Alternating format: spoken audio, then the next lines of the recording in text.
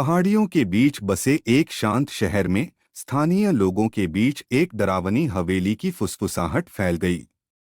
किंवदंती है कि हवेली में एक गहरा रहस्य छुपा हुआ था, एक अनसुलझा रहस्य जिसके बारे में बोलने की हिम्मत करने वाले किसी भी व्यक्ति की रूह कांप जाती थी। एक तूफानी रात में दोस्तों के एक समूह ने जिज्ञासु और अशुभ कहानियों से अविचलित होकर प्रेतवाधित संपत्ति का पता लगाने का फैसला किया। जैसे ही वे चरमराते दरवाजों में दाखिल हुए, हवा में एक अस्थिर शांति छा गई। दोस्त सावधानी से मंद रोशनी वाले गलियारों से गुजर रहे थे, केवल उनकी फ्लैशलाइट की टिमटिमाती चमक से मार्गदर्शन कर रहे थे। एक प्राचीन चित्र उन्हें घूर रहा था, उसकी आंखें उनकी हर गतिविधि का अनुसरण कर रही थीं। जैसे ही समूह गहराई में गया, हवा के एक ठंडे झोंके ने उनकी फ्लैशलाइटें बुझा दीं, जिससे वे पूरी तरह अंधेरे में डूब गए। दहशत फैल गई, लेकिन वे आगे बढ़ते रहे, केवल उजाड़ हवेली में गूंजती भयानक आवाजों से निर्देशित होकर। अचानक एक खून जमा देने वाली चीख ने सन्नाटे को चीर दिया और उन्हें अपनी पटरियों पर जमा दिया। अंधेरे में फुसफुसाहटें गूंज रही थीं, मानो अदृश्य सत्ताएं उनकी उपस्थिति का मजाक उड़ा रही हों। परछाइयां दीवारों पर नृत्य कर रही थीं और उनके पीछे एक दरवाजा जोर से बंद हो गया। डर ने दोस्तों को जकड़ लिया क्योंकि वे भागने का रास्ता ढूंढने में भटक रहे थे।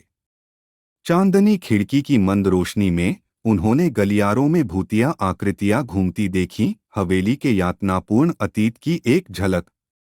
घबराहट में अपने कदम पीछे खींचते हुए समूह की नजर एक छिपे हुए कक्ष पर पड़ी, जिसका दरवाजा थोड़ा अधखुला था। अंदर उन्हें प्राचीन कलाकृतियों का एक संग्रह मिला, जिनमें से प्रत्येक हवेली के दुखद इतिहास की कहानी बता रहा था। उनसे अनभिज्ञ अतीत की आत्माएं क्रोध से जाग उठीं और अपने लंबे समय से दबे हुए रहस्यों की रक्षा करने के लिए दृढ़ संकल्पित थीं। जैसे ही दोस्तों ने जाने की कोशिश की, हवेली उनके बाहर निकलने का विरोध करती दिखी। दरवाजे जोर से बंद हो गए, जिससे वे प्रेतवाधित गलियारों की भूलभुलिया में फंस गए। फुसफुसाहट भयावह चीखों में बदल गई और हवा द्वेष से सघन हो गई। एक वर्णक्रमीय आकृति उभरी जो अंधेरे में डूबी हुई थी और दोस्तों को लगा कि कोई दूसरी दुनिया की ताकत उन्हें भागने से रोक रही है। मुक्त होने की बेताब कोशिश में उन्होंने कक्ष के भीतर खोजे गए एक मंत्र का पाठ किया। फिर भी मुक्ति के बजाय हवेली ने प्रतिशोध लिया।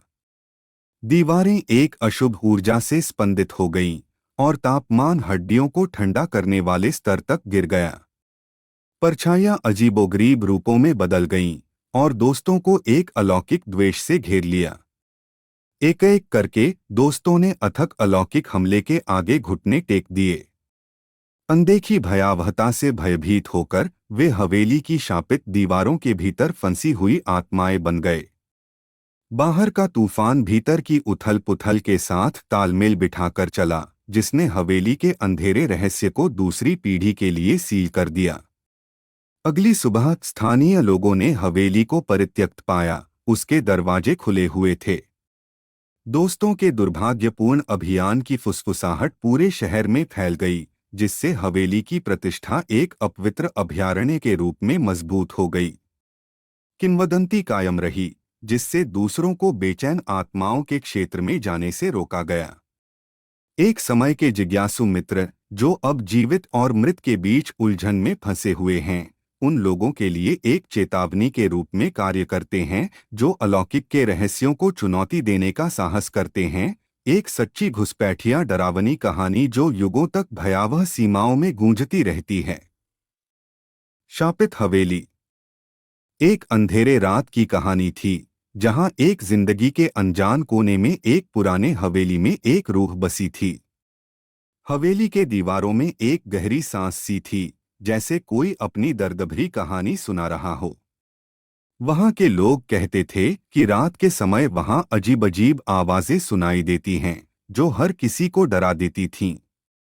एक दिन एक नौजवान रहस्यमयी खोजी ने उस हवेली की ओर रुख किया। वह थोड़ी हैरान थी, पर उसकी जिज्ञासा उसे अग्री कर रही थी।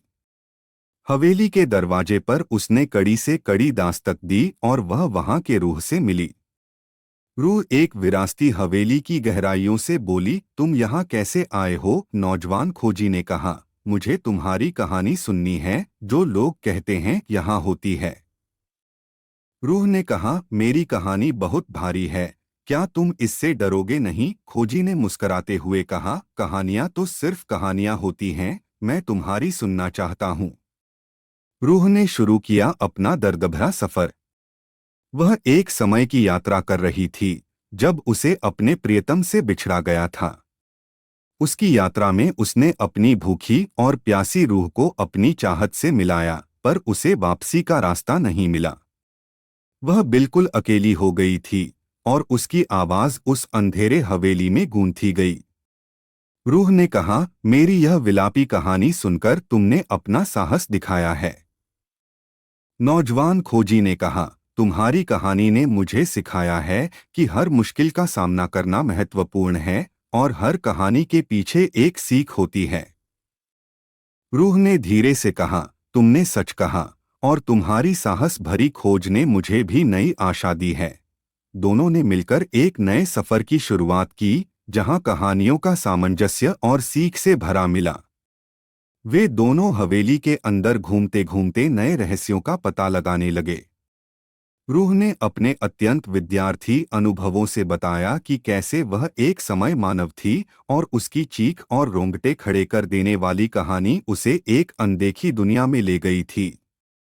नौजवान खोजी ने सवाल किया, तुम यहाँ अकेले क्यों हो? रूह ने उसे अपने पिछले यात्रा का सच्चा कारण बताया। उसे वापसी का रास्ता मिला था, लेकिन उसने अपने साथी को खो दिया था। अब वह एक दुनिया में फिर से बसने का तरीका ढूंढ रही थी और खोजी ने उसका साथ देने का निर्णय किया। वे दोनों ने मिलकर हवेली के हर कमरे को जांचा और हर रात उन्हें नई कहानियों का पता चलता। रूह ने बताया कि यह हवेली सचमुच एक आभूषित रहस्यों का भंडार है, जिन्हें सुनकर किसी की रूह कांप जाती है। खोजी ने इस रहस्यमयी हवेली के सबसे गहरे कोने में एक चेस्ट खोजी, जिसमें अनगिनत सीधे सवाल और उत्तर छुपे थे। वे चेस्ट की खोज में डूबे रहे और नए रहस्यों का पता लगाते रहे। धीरे धीरे हवेली में एक नई ऊर्जा बढ़ गई और उसकी दीवारों में जीवंतता घेरी बैठी थी। रूह और खोजी ने साथ मिलकर इस अद्वितीय स्थान को एक नए जीवन की ऊर्जा से भर दिया। इस कहानी से सीख है कि हर कदम पर नई जानकारी और साहस से भरा होता है और हर रूह के पीछे एक अनगिनत कहानी बसी होती है, जो सिर्फ सुनी जाने की कीमती है। एक दिन रूह और खोजी ने हवेली के एक बंद कमरे में एक पुरानी पुस्तक पाई, जिसमें चित्रित थीं विभिन्न जगहों की कहानियां। एक खास कहानी ने उनका ध्यान खींचा, जो एक विचित्र देवता के बारे में थी। इस कहानी के अनुसार वह देवता अन्य लोगों की आवश्यकताओं को पूरा करने के लिए एक रूप में परिणाम हो जाता था। उसका रहस्यमय रूप था कि वह केवल वही कार्रवाई करता था जो उस व्यक्ति की सच्ची आवश्यकता थी। रूह और खोजी ने इसे एक नई दिशा में सोचने का कारण माना और उन्होंने यह समझा कि वे भी अपनी जिंदगी को इसी तरीके से देख सकते हैं। उन्होंने तय किया कि वे भी दुनिया की सभी रहस्यमय अनजानी कोनों को समझने के लिए सकारात्मक रूप से उपयोग करेंगे। इस तरह रूह और खोजी ने एक दूसरे के साथ मिलकर नए संभावनाओं की ओर बढ़ते हुए हवेली के अनजाने रहस्यों को सुलझाने में सक्षम हुए। उनकी यह यात्रा नहीं सिर्फ रूह को उसके पूर्वजन्म का समय याद दिलाने के लिए थी, बल्कि यह एक नए और अद्वितीय समृद्धि के क्षेत्र में भी उन्हें ले जा रही थी। इस तरह हवेली में बसे रूह और खोजी ने एक दूसरे को सहारा देकर नई जिंदगी की दिशा में बढ़ने का संकल्प किया और उन्होंने इस अजीब-अजीब हवेली में एक नया मायाजाल बुन लिया। काली हवेली एक पुरानी और भूतिया हवेली थी, जो एक छोटे से गांव में स्थित थी। इसकी खौफनाक भूतिया कहानी उस गांव में बहुत लोगों की मुहाल बन गई थी। हवेली के आसपास कहते थे कि रात को वहां अजीब-अजीब आवाजें सुनाई देती हैं और कोई भी उसे रात को पास से गुजरने का साहस नहीं करता था। गांव वाले इस हवेली के बारे में कई किस्से सुनते थे, लेकिन किसी ने भी इसे खोल कर देखा नहीं था। यह बात गांव के एक युवक नामक राजत तक पहुंची। राजत को यह सुनकर आगे की कहानी खोजने का मन हुआ और उसने तय किया कि वह खुद हवेली में जाकर सच्चाई को खोजेगा। रात के समय जब गांव को अंधेरे में ढका हुआ था, राजत ने हवेली की ओर बढ़ा। धीरे धीरे हवेली की दरवाजा खोलते ही उसके सामने कुछ भूतिया हालत में विराजमान हुए। राजत ने आत्मविश्वास बढ़ाते हुए अंदर कदम रखा और वहां कुछ अजीब सी आवाजें सुनाई दीं। हवेली के अंदर राजत ने एक पुरानी किताब की एक छुपी हुई जगह पर ध्यान दिया। उसने उस किताब को बाहर निकाला और देखा कि यह एक पुरानी गायब हुई कहानी थी जो वहां के लोगों द्वारा भूल गई थी। राजत ने किताब पढ़ते हुए जाना कि हवेली में कुछ समय पहले एक प्राचीन राजा रहता था जिसने इसे अपने पूर्वजों के आशीर्वाद से बनवाया था। किताब में लिखा था कि राजा को एक बूंद अमृत मिला था जिसे उसने हवेली की खोज में उपयोग किया था। हवेली में वह अमृत शक्ति के कारण भूतिया बन गई थी और अब उसमें विराजमान आत्माएं सोई हुई थीं। राजत ने समझा कि ये आत्माएं आत्मसमर्पण की बजाय मुक्ति की कामना कर रही हैं। राजत ने आत्माओं को समझाया और उनसे आत्मसमर्पण की बजाय मुक्ति की दिशा में आग्रह किया। आत्माएं उसकी बातों को सुनकर समझीं और उन्होंने हवेली में विराजमान भूतों को मुक्ति प्रदान की। इस बात के बाद हवेली ने अपना भूतिया रूप छोड़ दिए। और जब हवेली ने अपना भूतिया रूप छोड़ा, गांव में एक अद्भुत परिवर्तन हुआ।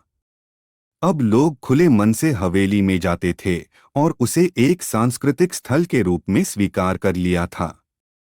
राजत की साहसी क्रिया ने उसे गांव के हीरो बना दिया था। हवेली की कहानी ने साबित किया कि जब तक हम अज्ञानता और डर के भावनाओं से नहीं निकलते, हम सच्ची मुक्ति नहीं प्राप्त कर सकते। यह कहानी हमें यह शिक्षा देती है कि समस्याओं का सामना करने के लिए साहस और सत्य की पहचान करना आवश्यक है। इस कहानी से हमें यह सीखने को मिलता है कि कभी-कभी हमारे द्वारा भयभीत किए गए स्थानों में हमें सच्ची रौनक मिल सकती है और वहां के रहस्यों का समाधान करने से हमारा जीवन सुधर सकता है। राजत ने यह सिद्ध किया कि हकीकत को स्वीकार करना और उसका सामना करना हमें सच्ची मुक्ति दिला सकता है। जब राजत ने हवेली की खोज की, तो उसने न सिर्फ अपने गांव को मुक्ति दिलाई, बल्कि उसने एक पुरानी कहानी को जीवंत करके सबको एक सच्ची शिक्षा देने में भी सफलता प्राप्त की। उसकी उम्मीद और आत्मविश्वास ने उसे सफलता की ऊंचाइयों तक पहुंचाया। इस कहानी से हमें यह सीखने को मिलता है कि सच्ची दृष्टिकोण और सही दिशा में कदम बढ़ाने पर कोई भी राजा बन सकता है, चाहे वह जितना छोटा गांव का युवक क्यों ना हो। इस कहानी के माध्यम से हमें यह भी सीखने को मिलता है कि हमें भूतिया और अजीब स्थानों से नहीं भागना चाहिए, बल्कि हमें उन्हें समझने और सुलझाने की कोशिश करनी चाहिए। जीवन में सफलता प्राप्त करने के लिए हमें अज्ञानता और डर का सामना करना पड़ता है। राजत की उदाहरण बनी हवेली की कहानी हमें यह बताती है कि हकीकत की खोज में हमें समर्पण, सही दिशा और साहस की आवश्यकता होती है। यह कहानी हमें यह भी याद दिलाती है कि कहानियों में छुपे सिख और मौजूद राज सच्चे जीवन में भी अपने स्थान पा सकते हैं।